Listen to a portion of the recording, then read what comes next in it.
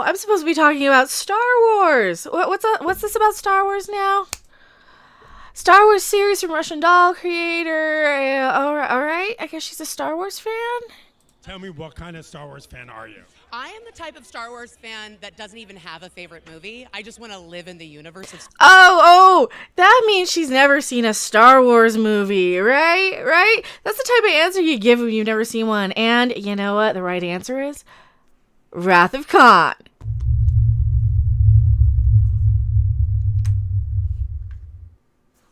Hello, everyone. I know Wrath of Khan's a Star Trek movie. I know. Shut the fuck up. Admiral Hubris, get your bad Star Trek out of my good Star Trek reference when I'm Becca Random 42. The one, the only, the original, your favorite YouTube harpy. And when I'm not enjoying some scenery there, I do enjoy some Star Wars from time to time. And apparently they've got a new person who's probably never even seen Star Wars. That's the type of answer that they give. All right, what else does she have to say? Star Wars continually, in perpetuity, forever. So when people are like, what's your favorite Star Wars movie? I'm like, there is no Star Wars movie. There is only Star Wars. All right, that's a diplomatic cutesy. She's got a personality, at least. All right. So she worked on a series called Russian Doll. What else did she do? I wonder. Pray tell. What else did she do? Oh, she was his assistant. That actually comes from Jeremy from Geeks and Gamers. So shout out to Jeremy. You already subscribed to him. I don't have a very good feeling about this.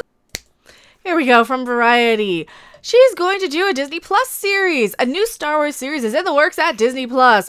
Variety has learned from sources. The series hails from Leslye Headland, co-creator and showrunner from an executive producer from a critically acclaimed series Russian Doll. And well, if it's critically acclaimed, it's probably woke because let's face it, that's all these shows are critically acclaimed for is for, checking off a little diversity checkbox. And that's why I call it a giant game of Wokemon, because you collect one of every orientation, gender, ethnic representation, diversity, what have you, and then you get critical acclaim because Wokemon. You gotta represent them all, right? And yes, I'm making assumptions based on the fact that it's critically acclaimed and something I've never heard of. Details of the exact plot of the series are being kept under wraps, but sources say it will be a female, there you go, female-centric series that takes place in a different part of the Star Wars timeline than other projects. Headland is said to attach to write and serve as head showrunner of the series, with the show currently staffing. Oh, hire me! Am I diverse enough for you? I only do the with girls some of the time.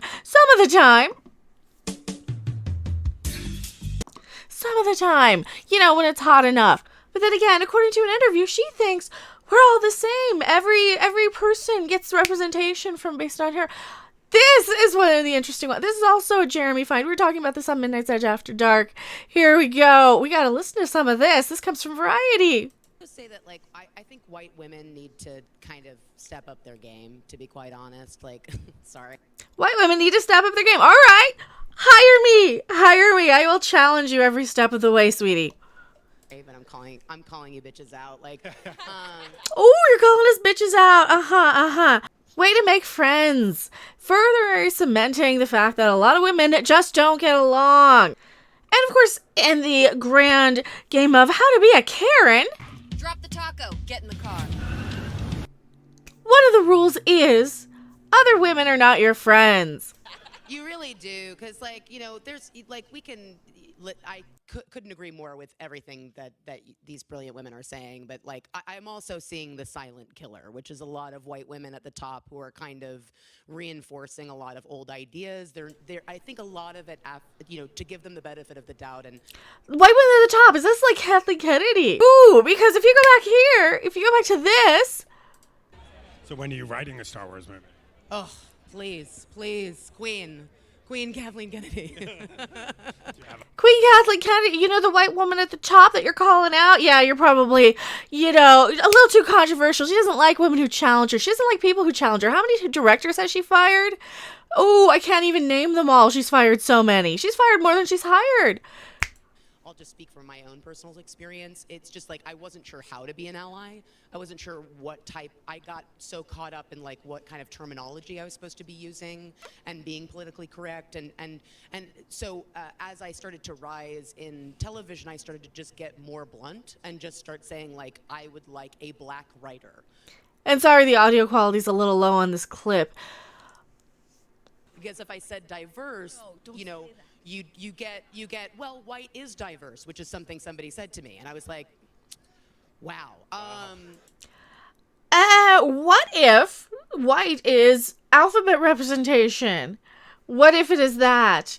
Because white can be diverse in certain circumstances, and if you are a cast of, let's say, 75, let me just choose an ethnicity out of a hat. Bubblegum representation. If you are the one white girl in a room full of pink girls, and there's 27 different pink ones, and maybe 2 or 3 purple ones in there, I'm using gum because I don't want to actually offend anybody because I'm not like that. Are you diverse, though, if you're the only white? Because, see, that's the question I have. I mean, does this just mean not white? Diverse means just anybody but white? I don't know. I really honestly don't know, because she's kind of talking in circles in this. And it's not just my certain mentality here that's fuzzy. I was like, it's not cool, but It's not cool, but all right. But to really, you know, I reached out to my, you know, the women that I respect who are not white writers and directors, and I said, what should I say? What language should I use? You know. Okay. So now this is what I'm hearing in this. She's asking her friends who are not white. She had to kind of whisper it because she can't just specify. She can't say, "Oh, my black friend director" or "my Hispanic friend director." She had to say, "My friends who are not white." What terminology to use? As if one ethnic member can answer for every single other ethnic member. I mean, I could ask my friend Chef Carolyn, who is a black lesbian, okay, how do I refer to you personally, specifically? And yeah, shout out to my friend Chef Carolyn. She's actually doing a video on this also. I'm astounded by some of these people, and I'm sorry that the audio quality is really, really low on this clip. No, and I think it's worth it if you're in a position of hiring power or green lighting power to like reach out to people that are not like you and say, what can I do to be an ally? And how? What can I do to be your white savior? Did she just say that? Did she just say that? What can I do to be your ally? And what's this girl looking at her next to her like, bitch, what are you smoking? This is the same type of crap that Brie Larson says. As much as we can, just believe and not fight our reality. Yeah, this is the same type of stuff that Brie says when she needs our attention. To give attention to what is near you is to become an expert on your environment. And who doesn't want to be an expert on something? It's always these variety interviews, too. It's always these variety women in power sort of things where these women get on stage and they start talking and they're yapping and yapping and yapping and they're not really even saying anything. Like, on the one hand, she's kind of confirming that there's this huge agenda to kind of push for diversity in Hollywood, which nobody's against actual having, you know, diversity. Nobody wants to disclude somebody of another ethnic group.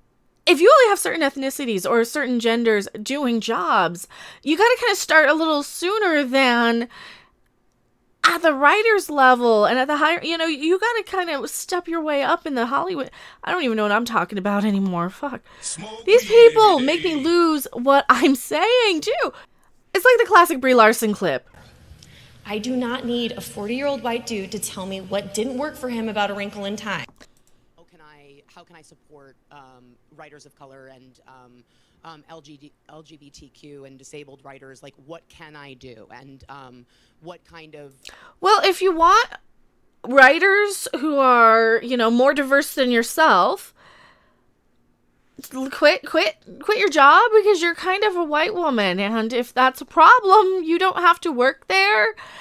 Because, sorry, to me, it's coming off like you're using your white privilege to play white savior to a bunch of people who need you to come in and be the voice for them. And as you know, she was a certain Harvey's assistant in a lot of these cases. you probably don't have a lot of room to talk there. Just saying. In my opinion. Vocabulary should I be using? Because I think it's just easier. I just see it in the room. Like, I just see them kind of go, like, it's just easier. Like, the guy at the top's louder. It's harder to say, like, I think this should be a black writer. I think this should be an Asian American actor. It's harder to say, I think this should be a black writer or an Asian American actor.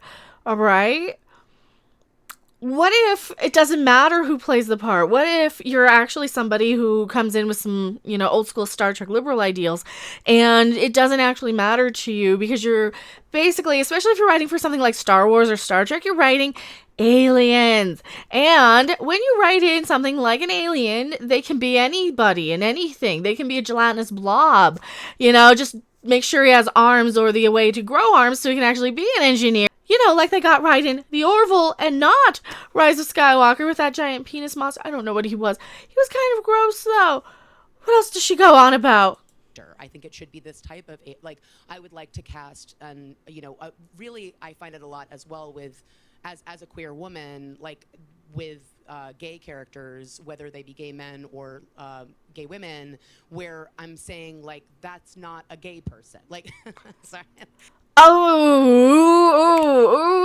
yeah, there you go. You showed your true colors. You think that you are the Queen L out there in the alphabet, and you get to dictate and decide how every person of that orientation is represented in Hollywood. Because the last time I checked, people of the alphabet, people who are queer, as you put it here, come in all shapes, sizes, characteristics. You can have the biggest, most muscly beefcake. You can have basically Jason Momoa looking men. And you can have women who look like you. You could also have... I don't think that people need to be pigeonholed and put in that box like that. Certainly don't like being used as the representation in anything, because I'd like to think that we've evolved a little bit past this in the last 40 years. And seriously, this is a superficial thing. Like, this is not a gay person. Like, we're not representing that in this storyline. Like, you basically want me to cast someone that you find attractive, straight white man. Somebody, that you find attractive. Okay. There you go. So you want somebody that you find attractive, which might not be what the general audience finds attractive. Here's the thing that I have a problem with, sweetie. You have to kind of still put people on screen that people want to look at. There's a reason why somebody with like a pile of just boxes and crap, like I do when I move, who just has just garbage all over their bedroom or something, isn't going to get as many views on a YouTube channel. There's a reason why something like Aquaman sold, $1 billion worth of ticket sales? I wouldn't have gone to see it if it didn't have Jason Momoa in it, sweetie. So you do have to kind of make these people a little bit more appealing to a general audience, and not just what one L in the alphabet decides that all people of a certain persuasion need to look like. That is a little bit high and mighty, and this just shows her privilege, and everything about her just screams, I am more important than you. I get to dictate. I need to come in and save. I need to come in and look down upon everybody. One more person in Hollywood, and I'm tired of this crap. I'm really tired of this crap. Not only that, you would think Lucasfilm, with everything that's going on nowadays, with everything, with the great toilet paper shortage. I am Cornholio. I need TV for my bungo.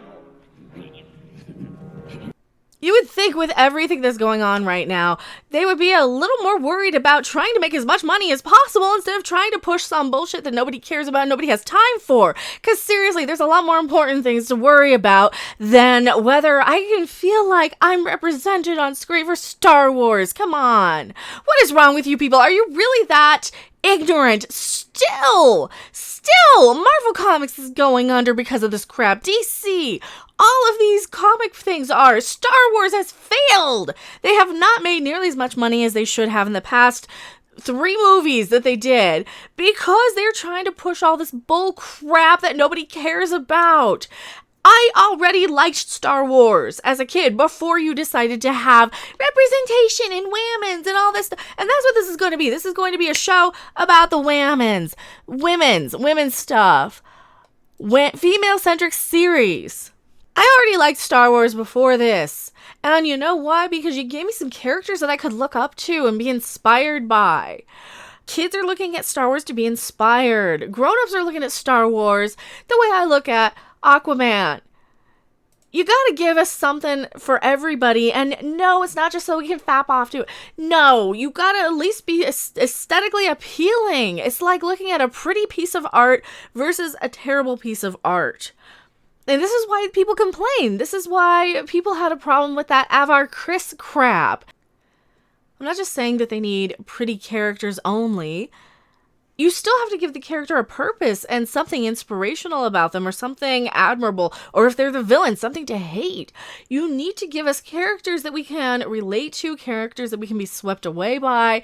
And she said the right thing here in this clip.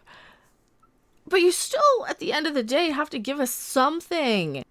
I'm just saying that maybe try and bring in as many people as you can.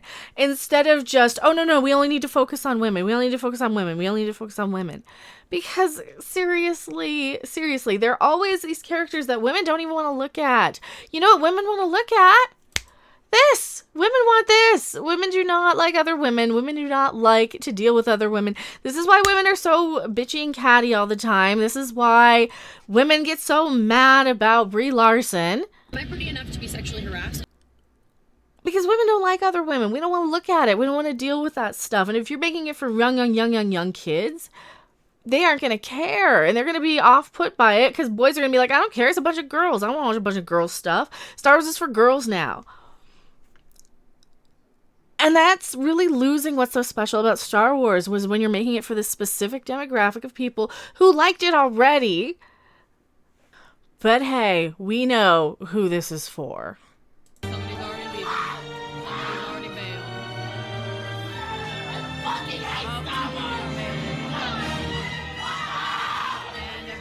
It's for Raylos. So tell me what you guys think in the comment section below. I am MechaRandom42, and I'll see you guys later. Bye. Thanks for watching. If you liked it, make sure to hit that like button. And if you want to see more, don't forget to subscribe. See you in the next video. Bye.